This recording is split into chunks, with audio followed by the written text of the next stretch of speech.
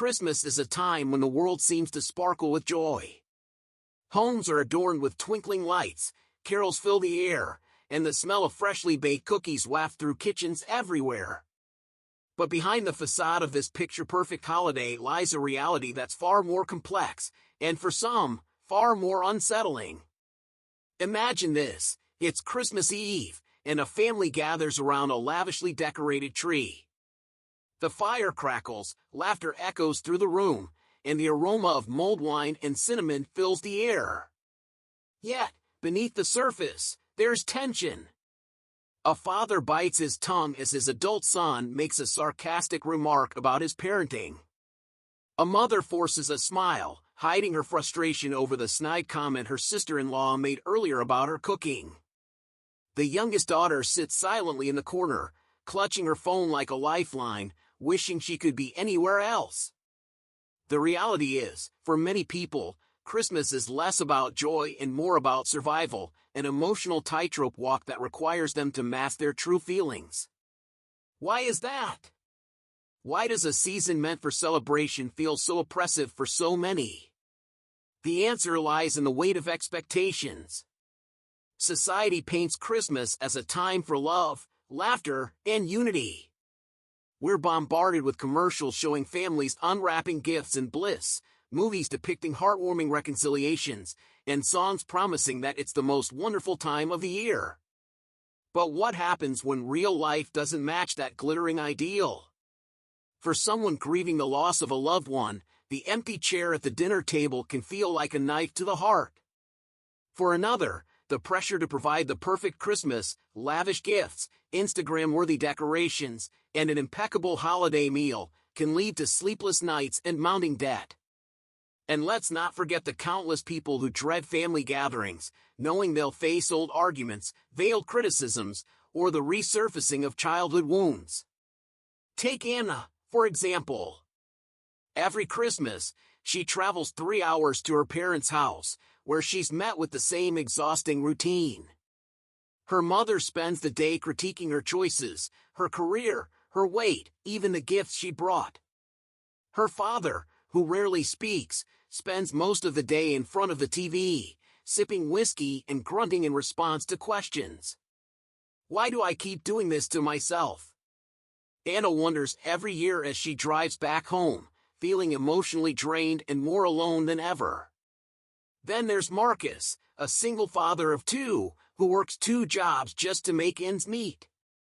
Last Christmas, he skipped meals for weeks so he could afford a Nintendo Switch for his kids because he couldn't bear the thought of disappointing them. "Daddy, this is the best Christmas ever," his daughter exclaimed, and though his heart swelled with pride, he couldn't shake the gnawing anxiety about the rent payment looming on January 1st. For others, the pressure comes from within.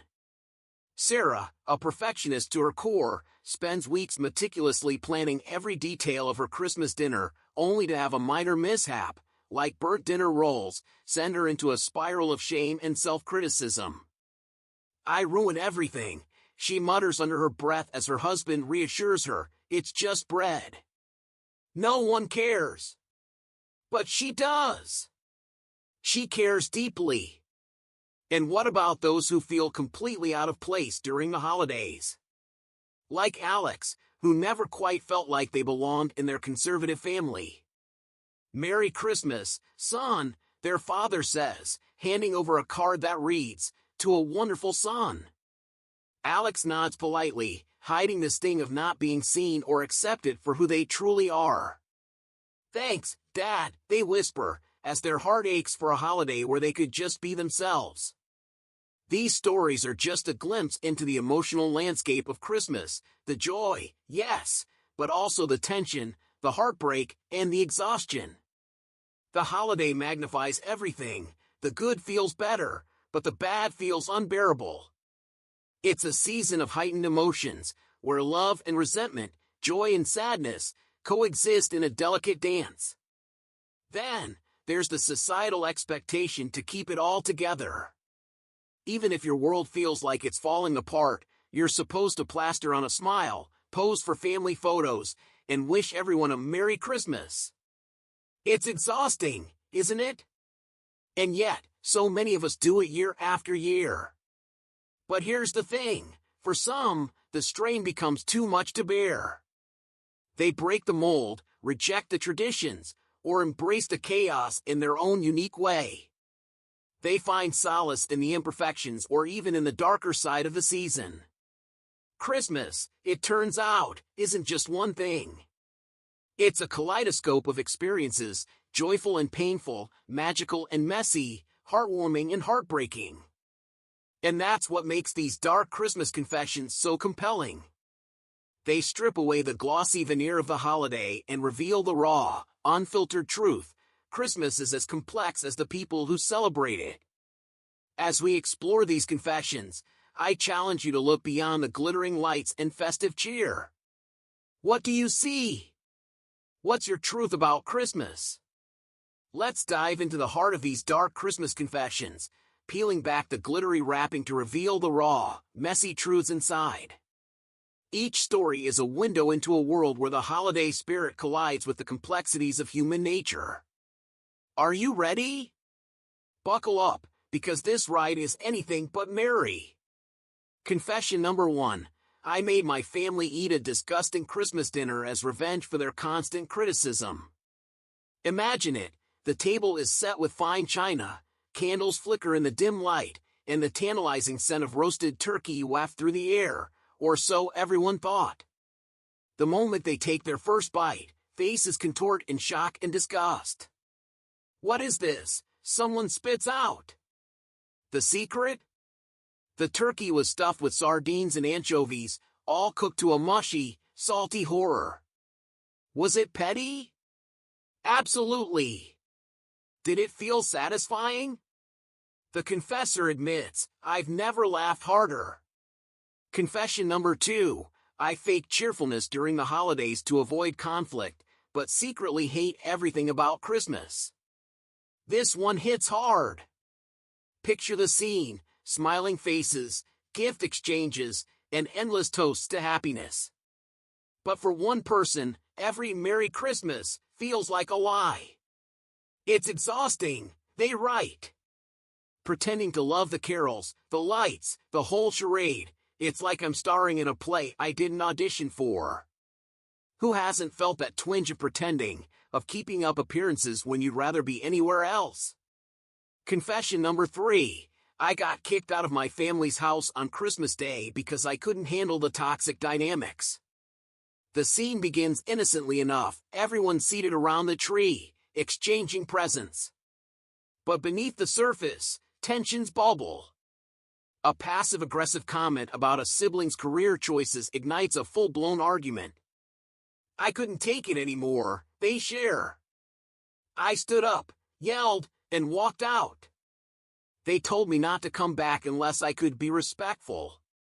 Their Christmas ended in a cold car, parked on a snowy street, with a fast food burger for company. Was it peaceful? Surprisingly, yes. Confession number 4. I have a Christmas tradition where I secretly place a whoopee cushion on the couch, and the first person to sit on it gets embarrassed. It's hard not to laugh at this one. The family gathers, unsuspecting, while the prankster silently anticipates the moment. One year, my aunt sat down and blamed the dog, they confess. We still joke about it. It's a reminder that not all dark confessions are cruel, some are just mischievous. Confession number 5. I re-gifted a present I hated, back to the person who gave it to me the year before. Oh, the audacity! I didn't even realize until they opened it and said, "Hey, didn't I give this to you?" The confessor admits. Talk about awkward! Yet, who can't relate to the dilemma of unwanted gifts? Confession number 6. I stole a neighbor's Christmas decorations because their lights kept me awake. Imagine sneaking into your neighbor's yard under the cover of darkness, dismantling their garish, blinking display one bulb at a time. It felt like a heist, they admit, but I finally got a good night's sleep. As the confessions roll on, the stories grow darker and more poignant. Confession number 7. I told my kids Santa doesn't exist because I couldn't afford presents. This one tugs at the heartstrings. I couldn't bear seeing their disappointment on Christmas morning, they write. So I sat them down and explained the truth, that the magic wasn't in the gifts, but in the love we share. It's a bittersweet story that reveals the lengths parents will go to protect their children from the harshness of reality. Confession number 8. I've spent every Christmas for the last 5 years alone, and I prefer it that way. Society tells us that being alone on Christmas is sad, even tragic. But this confessor paints a different picture. No drama, no expectations, just me, a cozy blanket, and my favorite movies. It's bliss. It's a reminder that solitude isn't always loneliness, it can be a sanctuary. Confession number 9. I once sabotaged the office Christmas party because I wasn't invited. Oh, the revenge!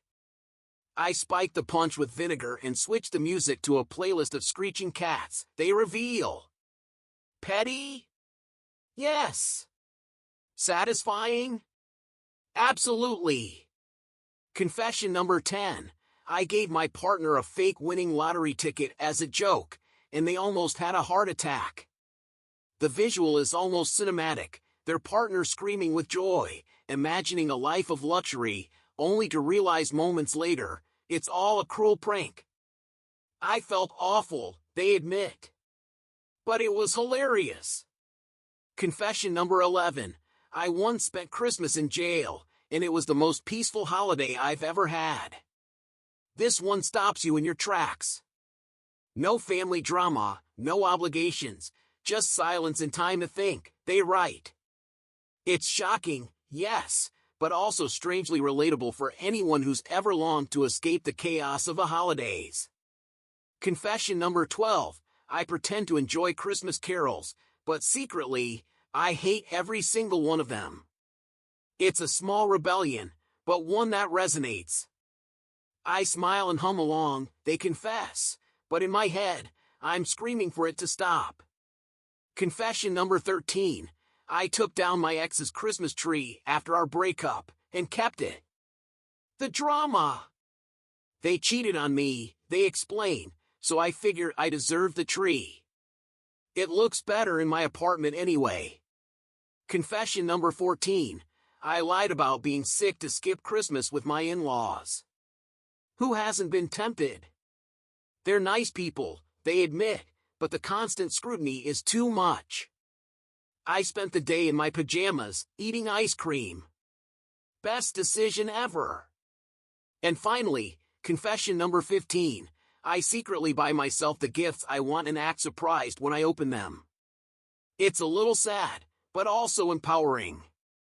I know what makes me happy, they share, and I'm done waiting for someone else to figure it out. Each of these stories is a glimpse into the hidden complexities of a holiday season. They're funny, shocking, heartbreaking, and, above all, human. As you listen, ask yourself, which of these confessions feels closest to your own story?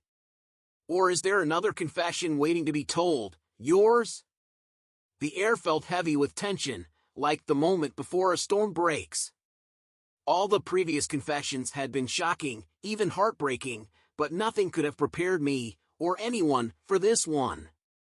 As I read the words, my breath caught, and the room seemed to grow quieter, as if even the walls were holding their breath.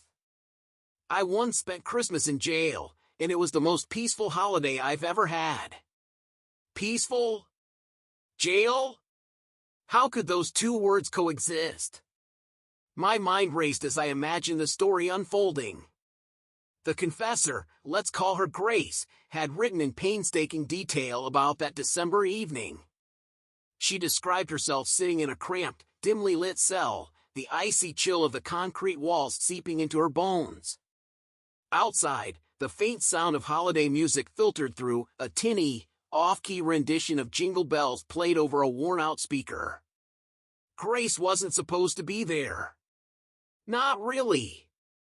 Just 48 hours earlier, she'd been baking cookies with her 2 children, laughing as they smeared frosting everywhere except the cookies. Her kitchen had smelled of cinnamon and sugar, and the twinkling lights on the tree had bathed the room in a warm glow. It was perfect on the surface. But beneath that picture-perfect scene was a storm brewing. My husband and I had been fighting for weeks, Grace wrote. Little things, big things, it didn't matter. Every argument felt like another crack in a fragile vase, and I knew it was only a matter of time before it shattered completely. The night it happened, Christmas Eve, had started like every other. The family had gathered in the living room, exchanging small gifts meant to be opened before the big day. But when Grace's youngest daughter innocently asked why Mommy and Daddy were so grumpy lately, the tension exploded. "You're always ruining everything," her husband had shouted, his voice cutting through the cheerful background music like a knife. Grace snapped back, her voice shaking with anger and frustration. "Maybe if you helped instead of criticizing me every second, things wouldn't feel so impossible." The argument escalated until Grace, overwhelmed and desperate to escape, grabbed her coat and stormed out into the freezing night. She drove aimlessly, her knuckles white against the steering wheel, tears streaming down her face. She didn't even realize how fast she was going until the red and blue lights flashed behind her. Grace's confession described the surreal moment she was pulled over. "The officer was kind, but I was hysterical," she wrote. "When he asked me if I'd been drinking, I blurted out, 'No, but I wish I had.'" She laughed bitterly as she recounted how the officer, concerned for her safety, decided to take her in for a cooling-off period. It wasn't an arrest exactly, more like an enforced timeout. When she arrived at the station, she expected humiliation, fear, and loneliness. What she found instead was silence. Not the kind of silence that feels oppressive or eerie, but the kind that wraps around you like a heavy blanket, grounding you in its stillness. For the first time in years, no one was demanding anything from her. No one was criticizing her for not doing enough, or doing too much.